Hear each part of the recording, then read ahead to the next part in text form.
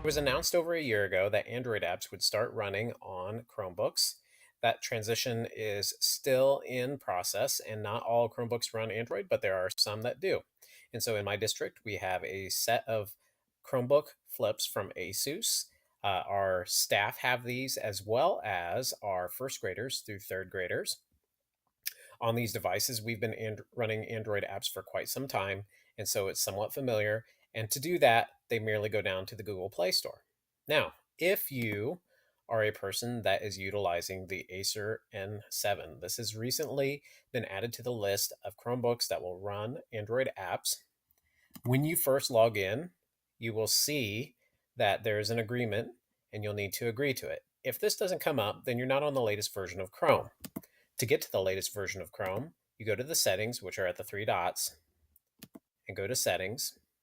On the top left corner, you'll go to the three lines, and you'll go to About Chrome OS. And when you do that, you have a spot here that says check for updates. If you're on version 61, your Acer N7 will run Android. Now, to get any Android apps, you go to the Play Store, which will be located down here once you have agreed to the terms. And the App Store that is available is completely private. Only district technology admins can add apps to this. If there are specific apps that you would like for your students to have that you're familiar with within Android, I can possibly add these for you. In order to add an app, the students just merely click on the item and they have an install button, and it installs to their device. This will then in turn allow them to either run it from this button, or the other option is once they have installed it, it will actually appear in the launcher. So when they click on the launcher, and you'll notice that the launcher looks different than it used to, you can hit the up arrow and you can see any apps that have been added. So for example, this refrigerator magnets one is actually an Android app. Another thing that you'll notice is that there is a Google Classroom app for Android, and there's a Google Classroom app for Chrome.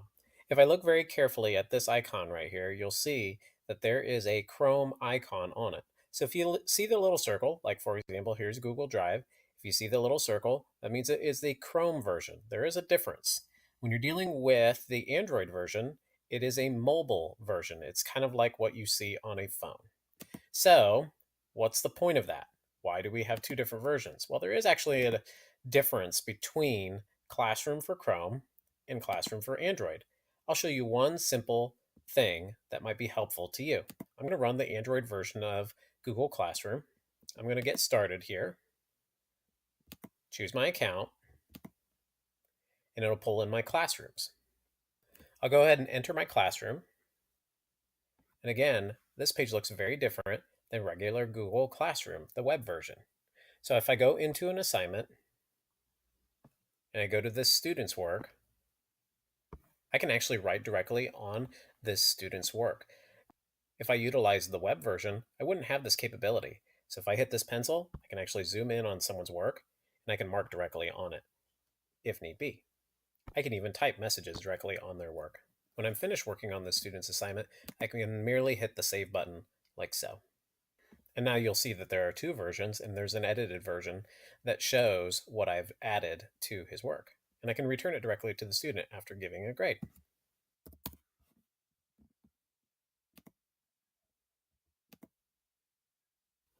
Another great reason why you should consider using the Android version is if I hit the plus and I go to create an assignment, I can put a video directly in.